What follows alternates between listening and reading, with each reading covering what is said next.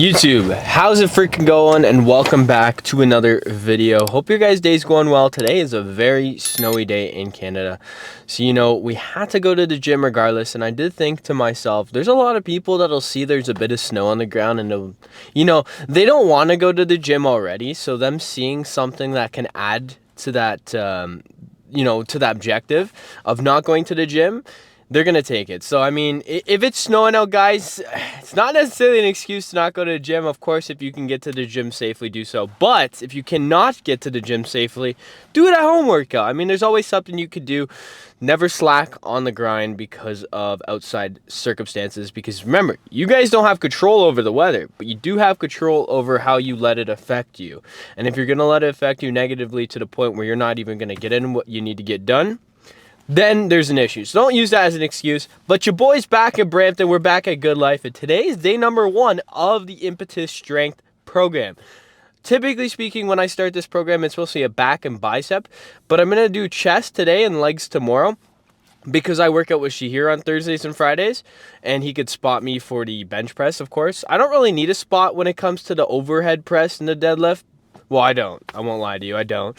But when it comes to the bench press, I do. And perhaps the squat as well. It's a little more comfortable to lift heavy when you have someone around. It's definitely something that you can avoid, it's something that you don't necessarily need a spotter for, because you can put on those like hammer bars that I've shown you guys before, and you can just fall back with the weight, which I will show you guys. I will show you guys that tomorrow, because it is important to know how to properly fail and to not be afraid to fail, because most of the times you're afraid of things you don't know. So if you know how to do it, that'll ease that. But definitely get that a practice, because at the end of the day, guys, you are gonna fail, and if you're not failing on your exercises when your objective is to get stronger at them, then you're not pushing yourself hard enough, in my personal opinion. When I say fail, I don't mean 1 rep fail, guys. I'm talking, I personally not a big guy in the 1 rep maxes, but like 5 reps, 3 reps, whatever the case may be, doing a heavy weight. If you need to fail, you got to fail. But your boy's back at Brampton, and that also means that we're back on the proper sort of nutrition diet. And I won't lie to you guys, being off of it for a bit, there's one thing I've been slacking on, just in general, honestly, even before I got off of it, which is my water consumption. I aim for about 4 liters a day, and I've been roughly, I would say I've been getting about 2.5 liters. And honestly, like, there are days I just get like 500 ml, but it's definitely something to really pay attention to, because honestly, guys, like, the water has been such a crucial thing for me, and not drinking it the way I have been, I've definitely been feeling some side effects. Throat's always dry, that's one of them, and less energy. Honestly, I've been so sleepy. I don't know if to equate that with the water or whatever, but might just be the season. Excuses. No vitamin D. Oh wow, that was a blooper, I guess. Holy frig, I just flipped that off.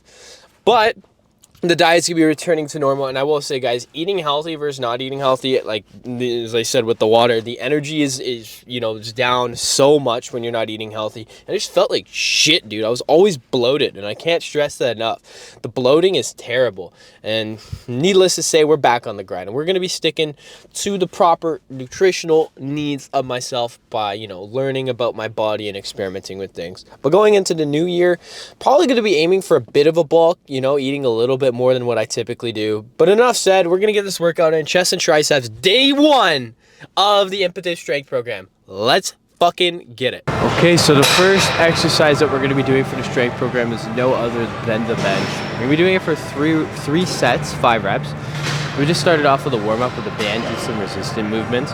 That way you could warm up some static movements. Okay, I'm not a big fan of dynamic rather. I'm a big fan of the static when I'm starting off the workout, but at the end of the workout, definitely find it to be nice to do a little bit of static movements. And for those of you that don't know, static would be holding stretches, like touching your toes, for example, whereas dynamic movement would be something like this.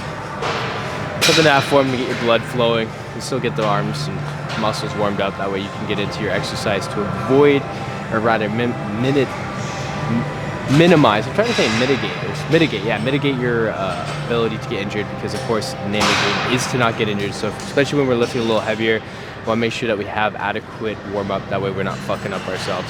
But enough said. Like I said, 3 sets, 5 reps. I'm going to choose this weight, and once I choose this weight, I'm going to do it for the whole set. So if I get to that second set and I could only do 3, I'd have to take a pause and bang out those additional 2. But we hit that 5 rep range. That's the point of today, day number 1 of the Impetus Strength. So we're going to make sure that we're doing this correctly. But let's get it.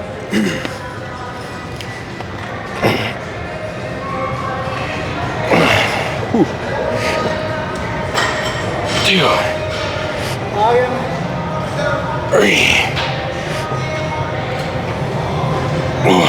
Last one.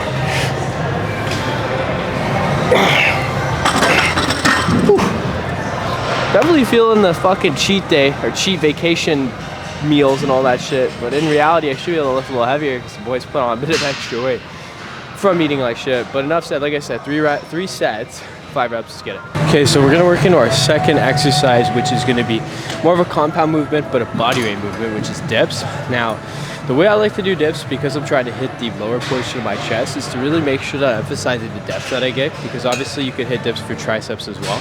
And kind of how I dictate which hits which is kind of the depth, right? I feel like that's more of an emphasis on your triceps at that depth, whereas when you come down like that, it's more of an emphasis on your chest. And remember, it's similar to how I talk about with the barbell versus the dumbbells. It's all about that depth. The more depth, the better for your chest. Obviously, you could overdo it, but when you're hitting depth exercise, it's more beneficial for your chest's growth. And like I've said before as well, dips are my #1 exercise to grow the lower portion of my chest. But I'm gonna be doing it weighted. I'm gonna be doing 3 sets till failure, because I don't really have a baseline set, to be honest. And like, if I'm to explain this program to other people, it's kind of like, okay, do 12 dips, but everyone's needs are different, obviously. So just say till failure. It's probably better that way anyways. But of course, we got to do it weighted because we don't like to do anything easy out here. If you guys are getting into it, do this. If you guys can hit 12 reps clean without the weight, then perhaps look at getting a weight. But even if you can hit 12, you could always up the reps, tempo the reps. There's a lot you could do. You don't necessarily need the weight. But I like the weight personally, because your boy's been doing dips for a very long time. Another thing I do about the chain, I mean, every belt's a little different, but the way that I do this one particularly is I'll wrap it through the little hook here and then through the weight. That way there's less hanging with the plate. It's less likely to hit my knees. Still bound to happen though, unfortunately, but we just have to control it as much as we can, perhaps pinch our knees together. But like I said, this is set number 2 actually, but we're gonna do still failure, see how many reps I could do. And yeah, let's get it.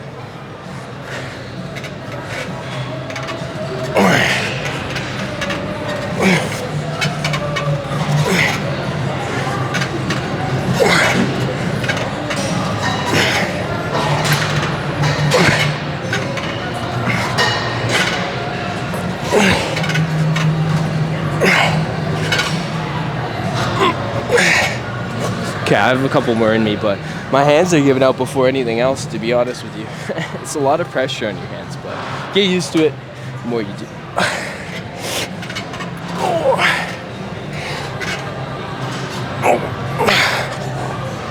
Okay, I'll let myself rest.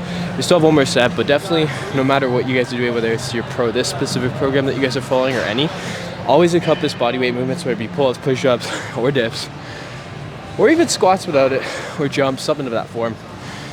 It's always good to master your own body weight. If you can't master your own body weight, if you can't bang out 5 push-ups and you weigh like fucking 250, what's the point, man?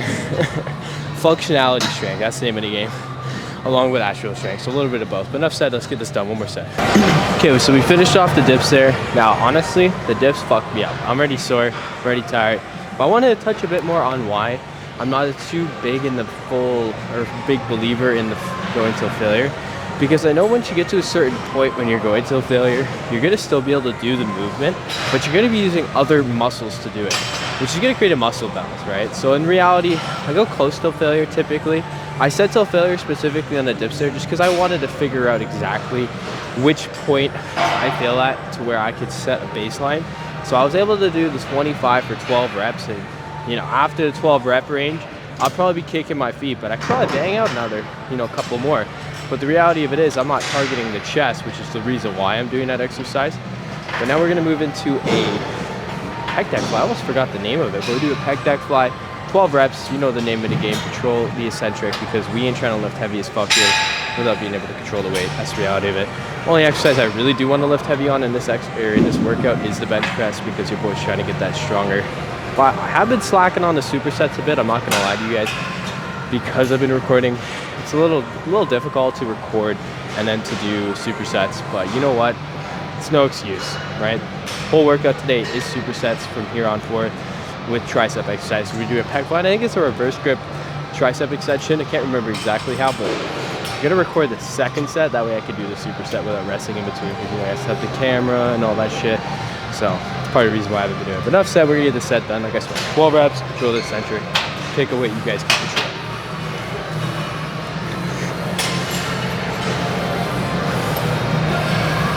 One.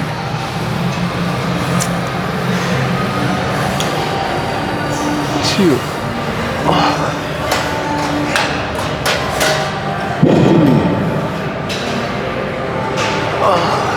Four. I think that's 4. That's 5.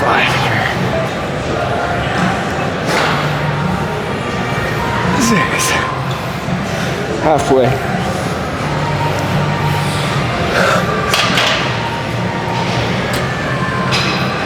8. 9.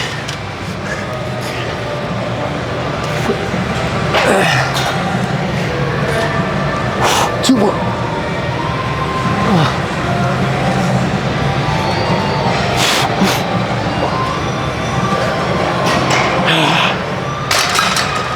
Goddamn. Going right into the next exercise to fucking get it. Okay, right into the next exercise. I like to do this facing away. That way I'm not using any other muscle. Control those eccentrics.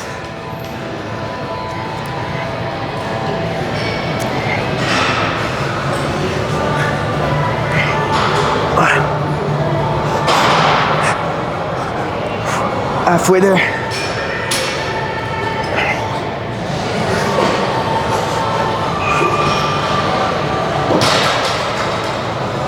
3 more.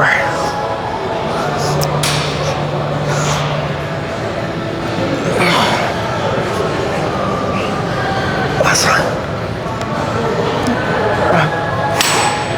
Damn, your boy's bust, but I have to emphasize again because there's a fucking towel on the floor here. Clean up after yourself if you're at the gym, guys. Don't leave fucking weights around. Don't leave cloths around. And wipe down your machines after you're done. I can't stress that enough. That's probably my biggest pet peeve at the gym is when people do that. Don't do that shit, all right? But enough said. That was set number 2. I got one more set. Let's do it. Okay, so now we're gonna work into our next exercise, and we're getting close to the finish here, but it doesn't mean we're gonna start slacking. We finish just as strong as we start. It's the reality of it. So what I wanted to say though, before we get into exercise, which is gonna be an incline dumbbell press, because you know your boy wants to hit that depth. But one thing I wanted to talk about that I've kind of it's come to me from recording, which is something Joe Rogan said. He said, live your life like there's a movie crew filming it at all times. Because the reality of it is, you really think about that, it's like, are you really gonna show people your worst self? No, you're gonna show your best self. You're gonna be the best person that you can be. Because of course, most people really care about other people's opinions, myself included. I think everyone inherently has that. Some people are better at hiding it than others and overcoming it, but everyone has that. And needless to say, when you are in the face of others, you're gonna put your best foot forward to do your best. So why I'm saying this is because kind of like when I've been recording, I've noticed that my sets have been better, the workouts have been better, because I'm trying to show you guys the right way to do it, the best way, the most optimal way to do it. So needless to say, when you guys are working out, kind of pretend you got someone recording you, and you're gonna really put in the best work that you possibly can to become the best version of yourself, and not only the best version of yourself, but the best form that you can. So I'm gonna get into this. I'm gonna start off with 75s for the incline press. It is for 12 reps with a superset of the skull crusher. Not a big fan of the skull crushers, hence why I'm doing it. Typically, like I've said before, things you don't want to do are typically the best things for you to do, because you probably don't want to do them because they make you uncomfortable. The comfort zone is where the dreams die. Remember that. But needless to say, let's do this. We're doing this for 12 reps. See if we up the weight after.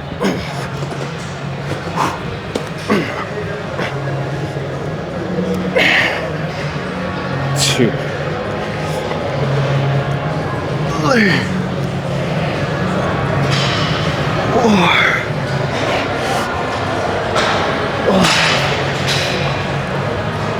6.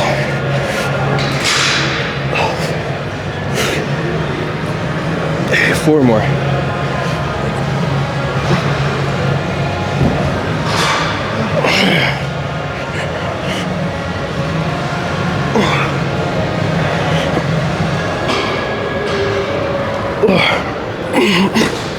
'Cause I'm probably gonna stick with 75, so that way I can get that down a bit better. Make sure I'm doing it right. I definitely felt like on that last rep, one where one of the weights came up quicker than the other, and I want to avoid that.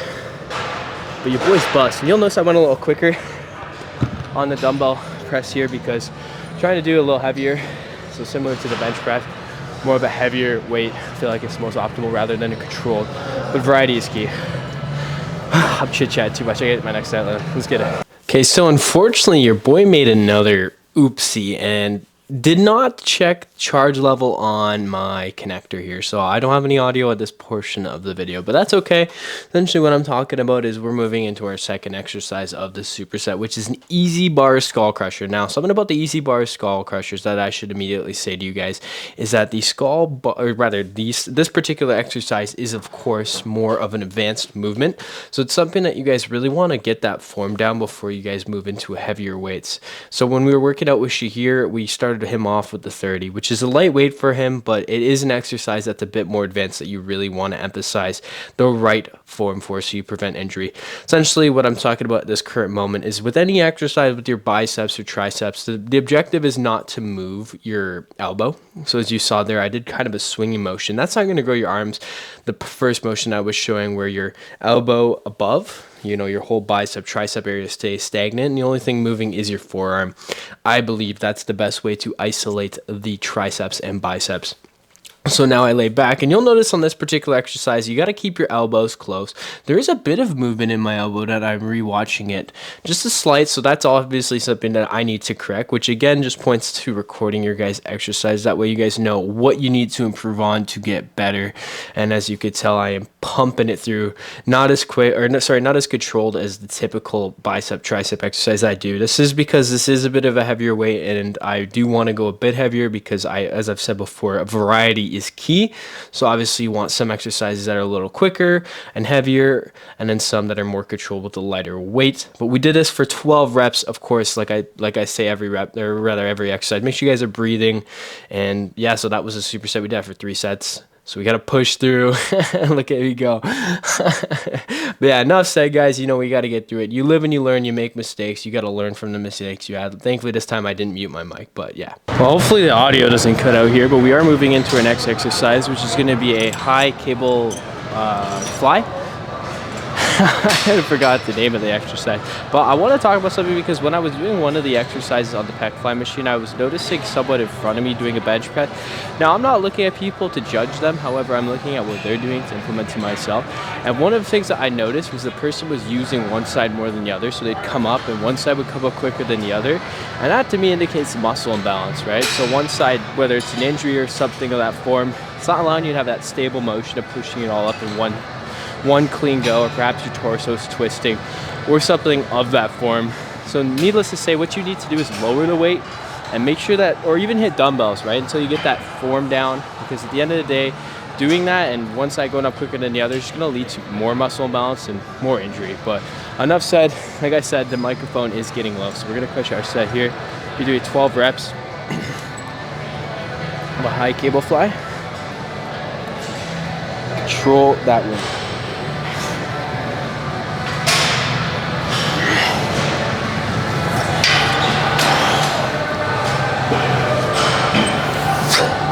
So unfortunately, it seemed to have ended again, but that's okay. You know, typically in this area of the workout, portion of the workout, or rather of the video, you hear me just grunting and counting through my reps. You see me struggling, but essentially, looking back at it, I'm not controlling it to the way I want to, but this is one of my favorite exercises for the chest. It's a, I think high cable fly is what I called it. It's a little different than the typical because I'm kind of coming at it with a bottom grip rather than a top grip. But yeah, needless to say, guys, from the beginning of this video, I really want to emphasize the muscle imbalance portion. Really work on your form, make sure that you're doing it correctly and you're not using other muscles to avoid injury, and that's the name of the game. Hope you guys enjoyed the video. Make sure you guys drop a comment down below what you guys learned of 2023, because guys, if you go through a year without any lessons, what type of year was it? And needless to say, for me, the year that, rather what I was really learned this year was that you fuck what other people think.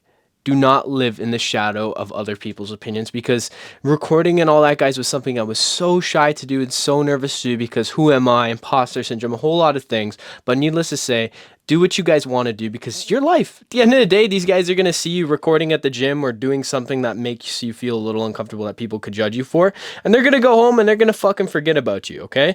That's the reality of it. So never let other people's opinions dictate what you guys are thinking. But I do want to say, we hit 550 fucking subscribers. You guys are awesome. I appreciate every single one of you guys. We're going to hit 1K by April 1st. We got this shit. You guys, we are on trajectory to do so. So you guys are fucking awesome. I appreciate every single one of you guys. But definitely drop a comment what you guys learned, because I'm very curious. And of course, you guys need to analyze the year, because you know what? If you're not looking for lessons, they're not going to come to you naturally. You really need to really look at them and see how you can implement them into your life. And one lesson I learned today is I need to double check, triple check that my audio is working, because this is the second time that something of this form has occurred. Now, I personally think a mistake becomes a permanent mistake when you don't learn from it, because, you know, you can make mistakes.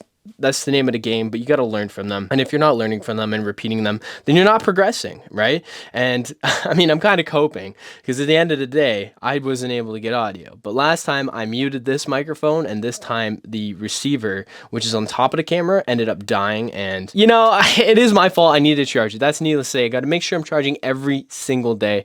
But enough said, guys. Learn from your mistakes. Smash that like button. Hit that subscribe button. 1K by April 1st. I appreciate every single one of you guys.